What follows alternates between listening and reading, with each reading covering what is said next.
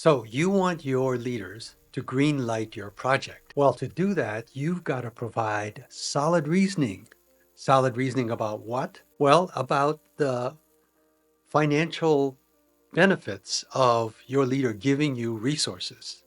And we know from a previous video that the way you measure those financial benefits comes down to return on investment. Now, this is a particular challenge for non-financial senior middle managers because you have progressed in your career because you're an expert in a non-financial area like marketing or technology or R&D or operations, and you probably don't have formal financial training.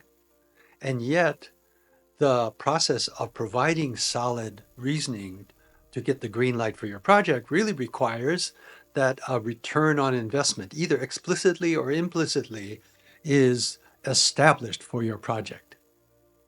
So I want to explore with you what it means to have solid reasoning and what's the process by which the solid reasoning emerges. Okay? And there's three aspects we're going to talk about. Number one, forecasting. Number two, partnering with finance. And number three, the role of your strategic expertise. Okay, let's start with forecasting.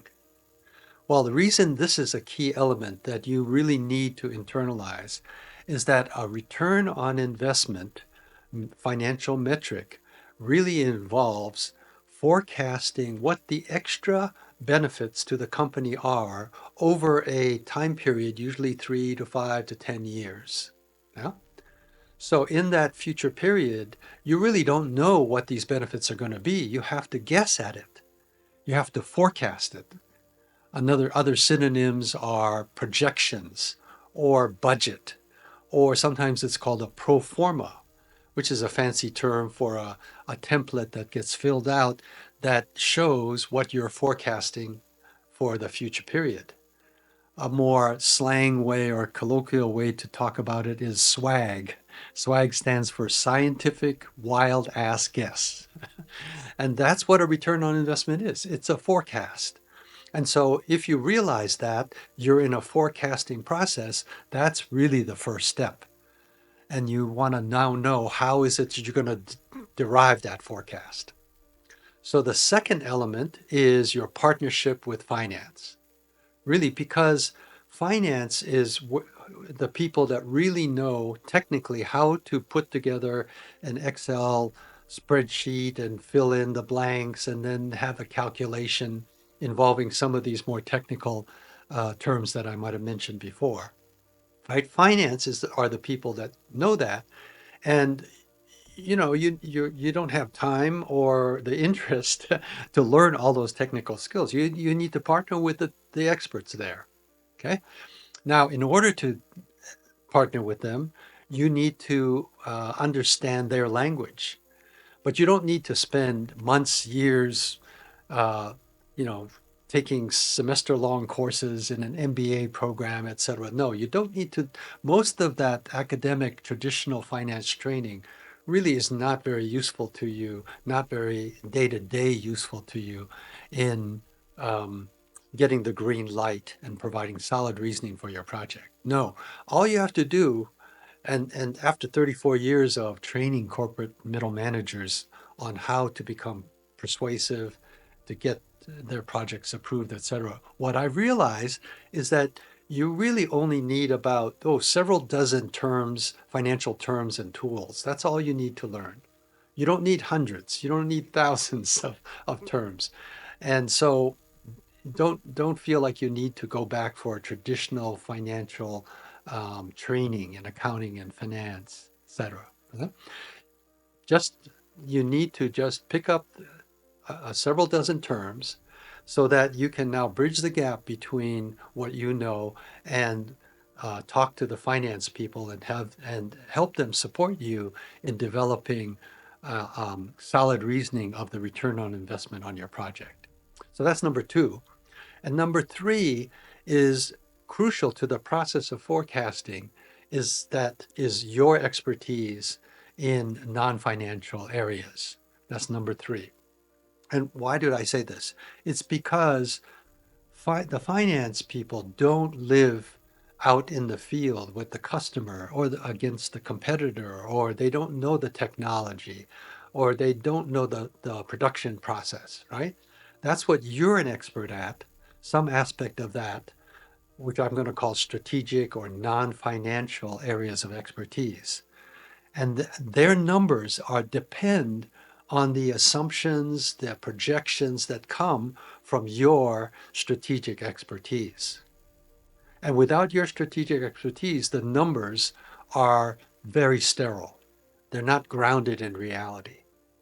But now your strategic expertise without the numbers are not convincing because resources cost money and you got to justify what's the money coming back if the company gives you that money, right? So it's a partnership and you play a very important role. And this is the third element I wanted to share with you today was that your strategic expertise is absolutely essential, is absolutely critical to having rigorous numbers. And so your participation, your active participation in that process is critical. And you need to be confident that what you have to share is critical to making the numbers more practical, more useful, more predictive. Okay. So, what I've talked about in terms of getting solid reasoning for your return on investment is number one, realizing ROI is a forecast of the future, right? Number two, you need to partner with a finance partner in someone who can help you, support you in doing the technical aspects of the forecast. And number three, you need to step up and provide the strategic or non-financial expertise that makes the forecast, the assumptions, the projections, the swag, the scientific wild ass guesses get inputted, injected into the numbers so that the numbers are more useful, predictive, rigorous. Okay.